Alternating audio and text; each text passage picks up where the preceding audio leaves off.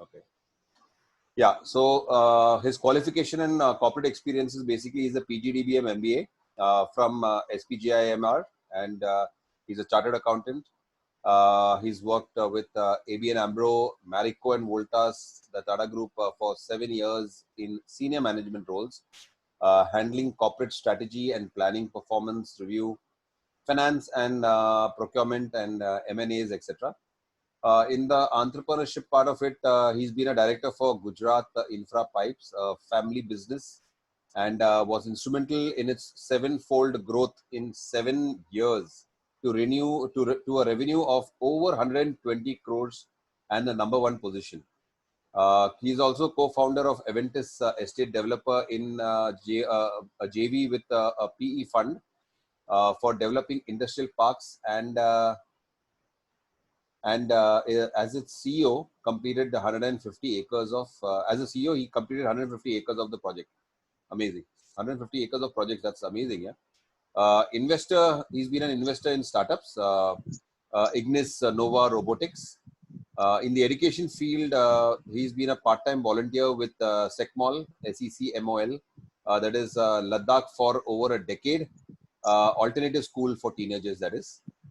He's been a founder member, Himalayan Institute of Alternative Ladakh, that is HIAL, on pro bono volunteering sabbatical for 2 years. Very nice. Founding member of Scarab Ideas, an incubator for startups. In the environment space, basically, he's been part of the core team member of for 3 years of ICE Stupa.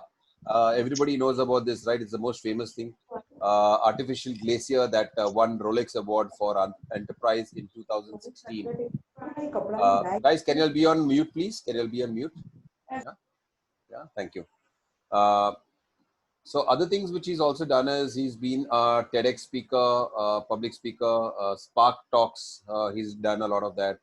Learned Nature Cure, natural farming at Kalpriksha, and sustainable building design and construction at Laurie Baker Center.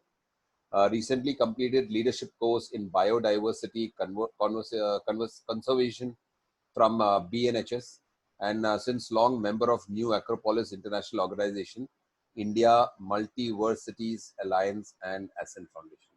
So Dilip, this is a really nice, beautiful bio sheet of yours. Really loved reading it, and I'm sure this next half an hour to 45 minutes, we're going to have a super knowledgeable session through you, Dilip. Over to you, Dilip. Thanks, Hari. Thanks for the introduction. I think it will help me to cut down few slides, which is good. So if I have to just summarize what Hari has mentioned, I will summarize it in this slide. So whatever Hari has mentioned, mostly it's about the past of me, which is pre 2015. But now post 2015, there has been a drastic change. So basically, the focus was on economy earlier. Now I am more focused around ecology. I was mostly flying with corporate jobs and all, but now I'm totally grounded. Literally, I work more on land. With corporate and business and CA MBA, it was more about finance and strategy, but now it's more about farming, construction, biodiversity, healing, philosophy. So there has been a drastic change in the profile and also my clothes and my attire.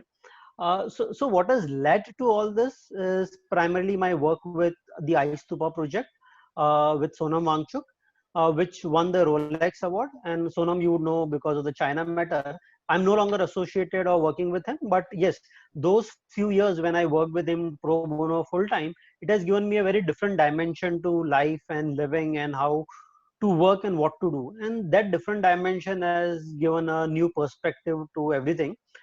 So currently, if I have to summarize, I do three things, or I operate on three areas. One is entrepreneurship, where I do coaching and consulting for businesses, ranging from 20 crore to 600 crore on various aspects of growth, strategy, M&A, productivity. Secondly, I work on the alternative education space, where we run this Me Too Kids Club with more than 100 families as members to expose our children to nature, adventure, and volunteering. And third, which is the main project or the focus of my work, is Vanwadi Forest Ecoversity, which is a 65-acre forest which we are trying to built into a center for sustainable living and learning. So everything around nature, sustainability, ecology is what we are going to practice and do here. So these are the three buckets in which I currently work. So the reason for this shift and this work, I would want to give the dimension to it is it's more than, I would say, shift of career or shift of work. It has given me a holistic approach to life. The variety of work, the variety of people whom I have interacted with, that has changed. So if I were to say, then the whole journey has been of education or learning. So generally we think that education ends at 20 or 25, but for me, I'm still learning with the biodiversity thing recently, so I can talk about snakes and birds a lot, but that's not the main topic. So generally, when there is not this holistic approach, we look at things in isolation or in parts. For example, on the image on the left side, we see, okay, we talk about eating or we talk about nutrition and water in parts, and when we look at things in parts, it delinks the whole cycle. It creates a lot of problem socially, economically, and environmentally. But once you have different kinds of exposure, I think one starts to look at things more holistically, which is like the image on the right, where we talk about composting the human manure, which is used again to grow food. Now this two perspectives, especially with people in city, we look at life on the left hand side, but with a little more exposure, one can look at it based on the image on the right hand side. The thing that has happened is, if I have to summarize another format, so I give emphasis to 3 E's for learning, and these 3 E's are not only necessary for children but even for adults. So for our own growth and development, I say it's not just education, but education along with experience and exposure. When 3E comes together, it's more holistic learning, it's more wisdom oriented learning. In isolation, just education is about knowledge, which is not sufficient enough. But generally what happens, and especially with adults, I would say, if we are educated, we just think, okay, mere paas ye MBA degree and I have everything in life. But without the right experience, exposure, it is of no use. Similarly, somebody would say, okay, I have experience of 30 years in this segment, so I don't need education, or I don't need exposure. Then again, he would get stuck at some stage in his life. And so also with exposure. So I think a good balance between these 3 E's is required for each person at each stage. And once that happens, I think we start looking at things more holistically. And why to look at things holistically is because then the decision making, the power to take good decisions increases. It's more acting, not reacting, or the power of choice. Because at every point in life, whether it's about career, whether it's about family, children, we have to take so many decisions. And when we don't look at the things holistically from all angles, we would make substandard decisions or suboptimum decisions, just react to the situations, like say Corona. But I think a little more of wisdom with a complete picture would help us in decision making. So I would look at my journey more about being able to look at things holistically, which helps me to take better decisions. And of course, all these things have happened by choice. So while some initial thing were accidents, but as things evolved, I took my decision that, okay, I should not work with Sonam any longer, but have my own work near Bombay, because I don't want to go and settle in Ladakh. And I don't want to work with a corporate, but I want to start my own business. So those kind of decision choices happen once you look at things in a different way and evolve with time. So this was about me and how I look at things. Now maybe I'll tell you a small story. Stories about Buddha and caterpillar. Now this I'm talking about from the perspective of education, both of children and ourselves. So once Buddha went to a farm, and there were a lot of caterpillars crawling on the ground, and there were some caterpillars who were like really doing very well and eating a lot of leaf, and some were getting wings and becoming butterflies, some were pupa hanging upside down on the tree.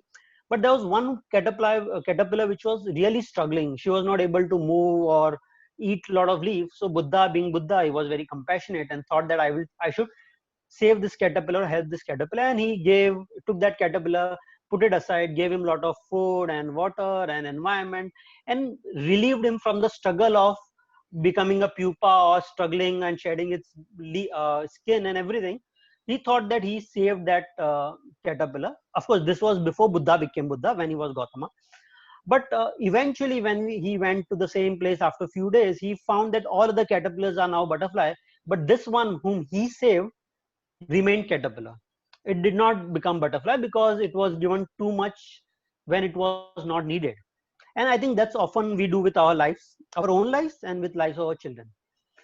And getting out of this whole comfort zone is what my journey has been, and which is what Buddha is saying, that one needs to get out of comfort zone into learning zone, which means we need to take risks, we need to explore new things, we need to take up opportunities, but we generally struggle doing this. But at the same time, if we reflect our own life, we would have seen that most growth in our own career, own businesses, or own family would have happened when there was the most challenging phase, when there was a crisis. Because what a challenge or a crisis teach, nothing else can teach. No books can teach what a crisis or a challenge can teach. But we generally want to avoid it for ourselves or for our children. But if you look at nature at a very broad way, everything in the world thrives only when there is a challenge, when there's a crisis, or when there's a stretch.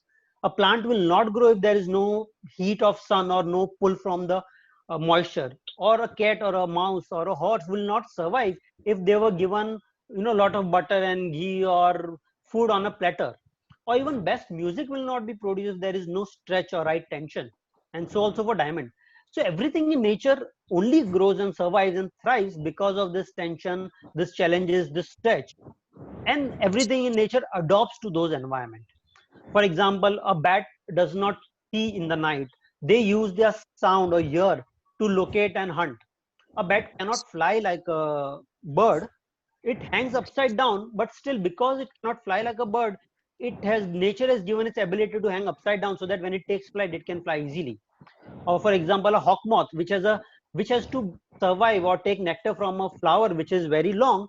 Nature has given it long proboscis so that it can get into that nectar and bring the nectar. And so also for birds who migrate for thousands of kilometers for months. So everything in nature is adopted, and everything in But nature wait, it struggles. depends. Everything in nature struggles to do what is supposed to do and survive.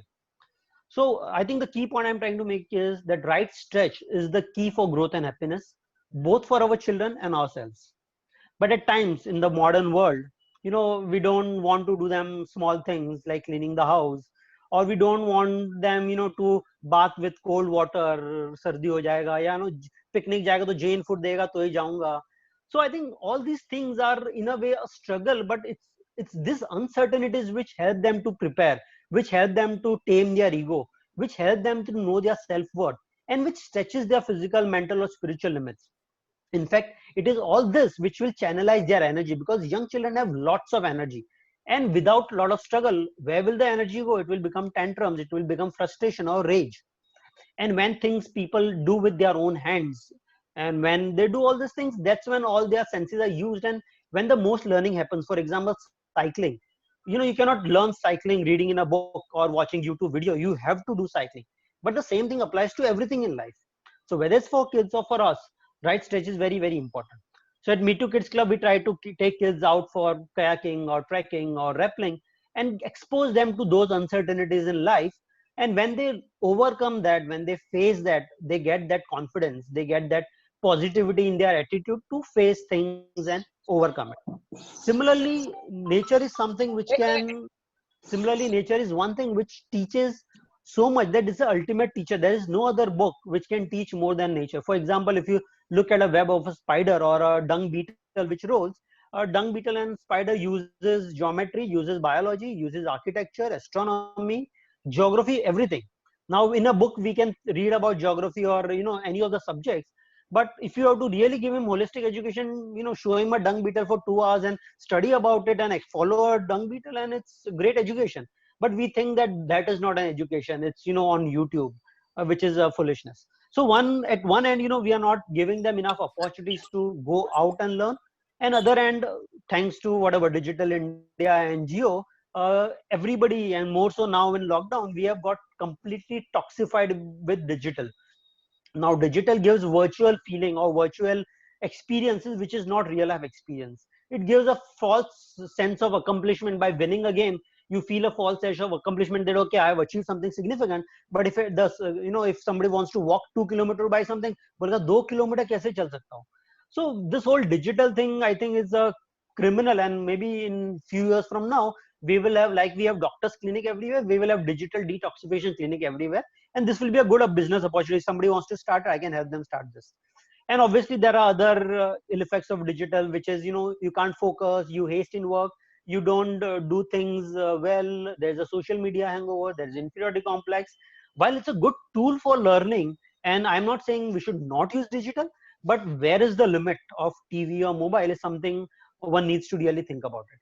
So, at one end we are missing the stretch and the opportunity to work with hand, and other end we are going, thanks to digital. And at times parents feel that अगर मेरा बच्चा अगर laptop 4 घंटा चला रहा है, कुछ भी बकवास कर रहा है, इतनी अगर मेरा बच्चा आईपैड चला रहा है, something good to talk about, which is not. इससे अच्छा तो सब्जी छीलने को बिठाओ, I would say. So this whole topic was more about, what is really life learning and education. It's not in books, it's much beyond it. And what do we do about it? So the question would be कि हम क्या करें? I think we can't change the world, we can't change our family, we can't change even our children, but the only person whom we can change is ourselves. So, it's said in philosophy that each one of us are sun of our solar system. The whole solar system rotates around sun, which is the center, and each one of us are sun. So the first thing is, whatever we want to achieve or do or teach, we need to change ourselves first. And once we do that, we will influence our family, will influence our world. But this can't happen by just talking about it or preaching it, but we need to walk the talk. So again, my journey that I talked about, I have been walking the talk, and that's how I can influence or talk to people. So it's about, there, because children or even anybody else imitates us as adults. So what we do, the question we need to ask ourselves is, are we improving? Are we learning? Are we a worthy role model? Are we practicing what we are preaching? Or how much baggage we are carrying? How much have we learned new and changed our perspective in last few years?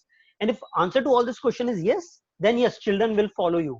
But if the answer is no, I have not learned, I have not changed, I have not improved, I just want everybody else to change, my employees to change, my family to change, nothing is going to happen. And this is law of karma. Law of karma is very simple, that whatever we do or whatever we are doing will come back to us. Whether it's good, then good will come. Whether it's bad, it will come. So law of karma applies everywhere in life, and we can't just avoid it. And this is something that one needs to really think about it before doing anything. And I think it's all up to us. It's all within our control what we can do. And there are some few small tips that I can share. We can go into this topic a lot more, but with time constraint, what are the things that we can do? So there is one philosophy which says that our children, or even for us, there is this whole life cycle of 7 years each. So first 7 year of a child is more to do with physical work. The next 7 years is more to do with energy world. So we have to give, if the child is between 7 to 14, then one has to channelize his energy and give him a lot of things which will channelize him energy, because he's producing a lot of it. But at 14 to 21, it's about emotions, not about energy, it's not about physical. So 14 to 21 is about emotional exchanges. So a lot of emotions, how do you handle this emotion? 21 to 28 is about mental development. So if we focus around these four things, which is stula or physical, prana, energy, linga, emotion, and mind, mental, we can give a holistic development to our child. And once this four things are covered by age of 28, then we can talk about more spiritual or higher level of things, which is more relevant for all of us in terms of atma, buddhi, and manas. So those spiritual things can come at 28, but before that, there is a focused belt or focused years what one needs to do. Also, there's another theory which was shared by Plato, which is a famous Greek philosopher, that typically in a day of 24 hours, and I think this applies more to adults. For children, it will be a little less. So we need to divide our day into 6 hours each. So 6 hours of work, which is for earning, 6 hours for eating, cooking, discussion, relationship, personal habits, hygiene, 6 hours of sleep, and 6 hours of leisure. Again, when he talked about leisure, he didn't mean watching TV. He didn't mean playing games on mobile. He meant doing some art, some craft, learning music, learning some new skills, doing something which is meaningful, and not wasting time doing nothing. Of course, for children, the 6 hours of sleep can become 8 hours or 7 hours, and something else can reduce. But generally, this is how one's life schedule should be. Again, at current times, like we may be working for 14 hours or 15 hours, there is nothing in leisure, sleep, maybe not. So it's all haphazard, because we are too focused around the world of economy and not life as a whole. Life is not economy. Life is much more than economy. So with this perspective, I'll touch a little about this whole angle on nature. So this is one subject which is really close to my heart, because everything in world is around nature or around universe. It's not around economy. For us, world is economy, but for life or for everything else, world is world, nature, it's universe. And nature gives us so many things. But what has happened in the last 50 years is more than 50% of biodiversity has got lost. For example, there are 80,000 varieties of edible food, and 90% of the population are eating only 90 of those. So other 79,900 ko khata hi nahi, because those are not available. Those are not cash crops. Now, if you want to really remain healthy, just eat rest of the thing and not eat 90, and you will be healthy. But what I'm saying is that there is so much loss of biodiversity in last 50 years that whether it's mountains or rivers or animals or birds or fruits or flowers or even food, everything is focused around cash economy and focused on certain things. And when the diversity is lost, the unity is because of the diversity. The universe exists because of diversity.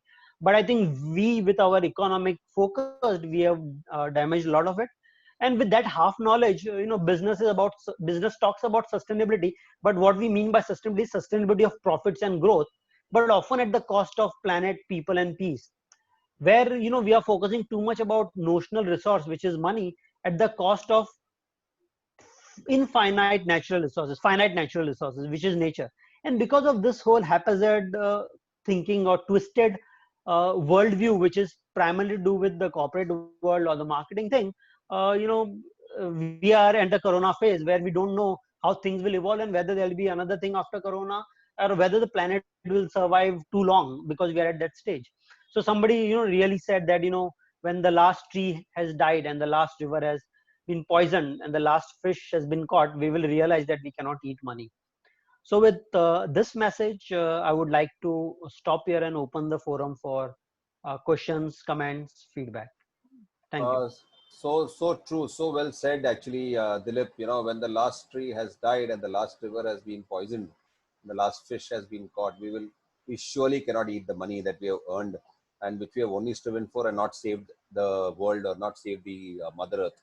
So, fantastic, well put across. I think, guys, y'all are open to questions. Y'all know that what he's spoken about is so true. Everybody, actually, the funny part and the real thing is that we all know all of these things. What he said, it's for us, as he said, that the you, that is I have to, if I start following it, and if I start thinking about so many years of what I've been doing, how to change it and how to bring a particular ecosystem into my own house, with me starting the process, followed by with the family, and how we can spread it across and see what we can do to our own lifestyle.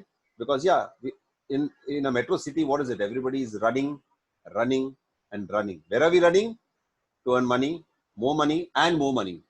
After we get the money, we want still more money. So it's a fact of life, and we are living in pigeonholes in a city. When in villages you can live in acre of lands, okay, in that same money, and we talk about organic farming, when we are having pesticide related food products which are paying in heavy amounts. So guys, shoot out as many questions as possible. Dilip is here. He has gone through the whole grind. That's why with his experience and what he's gone through, he has explained it so beautifully. Things that we know, it's only about somebody to tell us, and he's here to tell us, and he's told it exactly A to Z of what life has been, And can it's be, not and about knowing. I mean, interrupt. yeah, It's yeah, knowing. If you know, it's about living. living it. Yeah, Just knowing is correct. of no use, and if you Absolutely. don't live. And I think Correct. that's the key. Yes. So it's like without our feet touching the soil, how will you know how the soil? What is the therapeutic medical use of it in helping our body? Right. There are many usages of it. So it's the same thing that we are wearing shoes and walking around. Some of the basics. Riddhi, you want to say something? Yeah. Firstly, Dilipji, thank you very much for a wonderful presentation. And it was truly inspirational. So, I would really like you to share, if you can, your experience at Laurie Baker Center. That, Yeah. So, basically, given my history, I am not from the field of architecture or yeah. farming or biodiversity. And if I want to work on this forest university that I spoke about, while I may not myself go and do a lot of to understand the basic of eco architecture. And while at SECMOL we have constructed buildings which can remain at plus 20 degree even when it is minus 20 degree, but that was, for me it was more a theory. I didn't know really what materials go into it, how it is measured, how you work, and which is what I learned in this Laurie Baker Center. It was a wonderful experience for me because there were 20 other architects. I was the only one who was non-architect, and I used to ask all the stupid questions. But now I have really deeper understanding about the whole subject of natural construction, and lot of houses and lot of buildings can be done almost free of cost, in harmony with nature at very low cost. But again, due to our economic world and marketing, we believe that cement and steel are necessary, which is not. And we are trying to make some of those houses at Vanwadi now. So it was a wonderful learning for me, definitely. Wow, beautiful. Riddhi, are you satisfied with the answer? Do you have any other questions? No, absolutely. It was Yeah. wonderful year. Any other questions, guys? Ajay Bajaj? Yeah, Purvi. No, so I just wanted to ask Dilip, you said that you're setting up, I know I've had this conversation with him before, so but setting up at Vanwadi, what exactly will you be setting up? Right. So this is a land which was bought by a group of people, around 2 dozen of them, 25 years back. I have got into it last year. Recently, I bought a stake. It's a 65-acre forest land. So we want to set up an institute, or I would say a university, where everything is about natural living, living in harmony with nature, right from education to farming to cooking to construction to healing, everything. So we are starting our first batch in maybe next 2 or 3 months, where we will take 15-20 students, and they will come and work on the land and gradually set up the institute. So the whole idea is to set up a center for ecological living and practical hands-on learning. So it's not about, we will do some theory, some YouTube, but more about, okay, if you want to learn farming or construction or biodiversity, you go on the field, work in our forest and do it with your own hand. Because I think gradually we will go back to land. We need to go back to land. We need to work on water harvesting. There is, because that will be the biggest challenge. So I see this whole ecology of sustainability as the biggest business opportunity for future. So while I'm not looking at it from business angle, but this will be where I think we are headed, and we need to conserve and work on such initiatives. I think it's so true, because if you actually look at it, the things that we are seeing, a lot of things now we are going back to the past, or we have to revisit the past, because the present scenario doesn't allow us to do things right now. Like, for example, this pandemic itself is a self-realization for a lot of people. It's helped a lot of people. It's harmed a lot of people. So it is about self-introspection. And when you realize that the pace in which you were working and how badly it was affecting your health, now sitting at home and rethinking and wondering that, did I really need to go in this pace? Even with 4 months of lockdown, things have moved slowly, steadily. And it's a message from nature to humanity to get their house. Yeah, sorry. I think it's a message from nature to humanity to get our house in order. Absolutely. Yeah, it is a strong message, actually. Not a message, it's a very strong message. So whether China has done it or US has done it, that's immaterial. In the end, it's for each one of us to take advantage of this pandemic right now, and see how do you want to step forward in the right direction, and in what pace, and step by step structure your future with the family. Yeah, as simple as that. Yeah, again, with regards to the digital space, as what you're saying, see, digital space is here to stay. Yes, detox is very good. I totally agree with what you say, because how long can you keep looking at the screen, and how long can you keep searching for things on the screen? In the future, what are you going to search for, right? Because you need to do something for somebody else to search for what you have done, so or what you have entered, and it's gone into the digital platform. So you need innovators, you need people, learned people, you need guys who are coming up with something new, something different, something which is going to work for everybody. So for that, you need to work hard. You need to be there. You need to do it yourself. You need to be present to try and experiment and see that how, like, for example, Vanwadi, what you're trying to do. Exactly. There is only this much of the world. The world is not going to expand. The land is only this much. There's only that much water. There's only that much land. There's that much air. And there's that much of pollution we are putting into the air. And that much of trees which are already grown and which are already burnt out. So the amount of time it's going to take to grow is you'll have to wait. So if there is going to be no greenery around, how are we going to breathe? naturally oxygen is going to be less. So there are so many things connected and connected to everything what you said. So Vanwadi is absolutely a brilliant idea, brilliant concept, and with kids who are going there to study and learn. What is the age they start off from? What age group onwards? So currently the first batch that we are starting, it will be 15-year plus. So it's not only for children, even people at midlife at 40 years want to take a shift in career, they can come and work.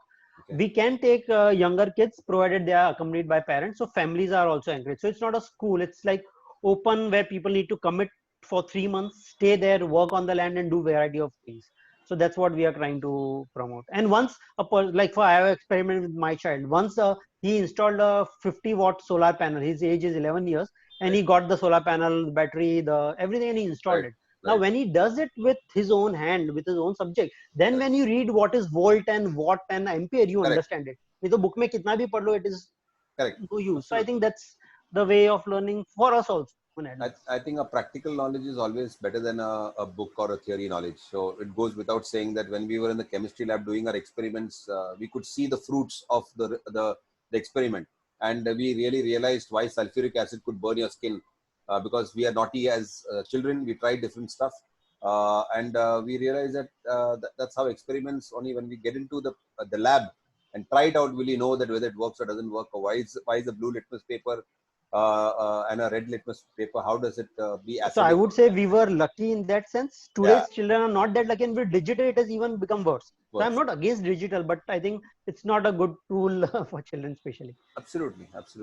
Yeah, any more questions or comments? Dilip ji, can you share some more details or a link or a website of this Vanwadi project that you are doing? Sure, I can. I will. In fact, what I'll do is, Riddhi, his number will be shared across. On the chat, I can put it across, and you can do a one-to-one with Dilip on that front. All right. Any other questions, guys? So, Hari, it's not a question. He has found a group, not a club, I mean, Me Too Club, Me Too Club, where he takes kids and he takes an initiative to take kids to different locations with parents and families to experience different things in nature. So since he's associated with Vanwadi, every weekend he tries and takes interested families to Vanwadi to develop and see how Vanwadi is. And I've been a part of not Vanwadi but other excursions which he's done, and I think the excursions are really, really fun. Plus kids have a different kind of a feeling and sense of achievement once those excursions are taken, are dealt with by them. I think that it's a very, very good experience that Me Too Club which he's initiated. So where is this Vanwadi? Is it in Mumbai? Is it out of It's Mumbai? near Neral. Okay. Near Neral, yeah. Yeah, near Matheran base, actually. It's between Bhimashankar and Matheran. Okay. And it's very rich in biodiversity. So recently after our course, I've been going every weekend and trying to search all the snakes and reptiles and birds and everything. So I made a very good video of what all I have seen in last 2 months. Maybe I can share those, especially for those who are interested in animals. Absolutely. I think, at least I'm very interested. I'm sure many people are interested. Some people are scared of reptiles and other things, but yeah, but with a half knowledge, we'll be scared. But once you have complete knowledge, we'll really love them because they are so essential for the whole ecosystem to function. Absolutely. I agree. Guys, any other questions, guys? Just one more question, sir. Yeah, Jay. Basically, like most of us are living in the cities. For us to go to a place like Vanwadi, or some people are not very fortunate enough or maybe not courageous enough to take steps. How can we inculcate these kind of changes that you are talking about in the city to whatever extent we can? Can you help us with something like that, some knowledge or some kind of input on this? Yeah. So I think I would not agree with you that we in city cannot afford in terms of money or time to it. It's a choice that we have to make. Not afford. That's what I'm asking. How do we do it? And so I think some of these things, if you want to take your son for a trek to say Bepuri or whatever, it would hardly cost you 200 rupees if you go in a train and do it. And in that trek of 4 hours, if he really struggles and reaches the top and sees the fort of Shivaji and whatever, he will come back with such great memories and positivity. Even if his legs and hands are paining, but he would have achieved something worthwhile. He would have seen something, he would have learned something. and it would not cost you less than a movie ticket. Movie का ticket का 500 रुपया लग गया नाश्ते के साथ, popcorn लेंगे तो 1000 रुपया लग गया, but trek में 200 रुपये में आ सकते हो. So I think it's about our choice and whether we want to take that step and go. Even in Bombay, there are wonderful places to go around and do lots of things.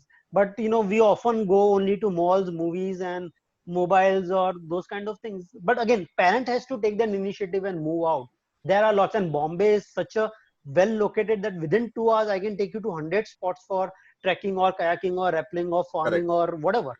Absolutely. I think it's up to us. But again, schools don't do it because schools are like that. So I think parents have to do a lot more. It's not only about books.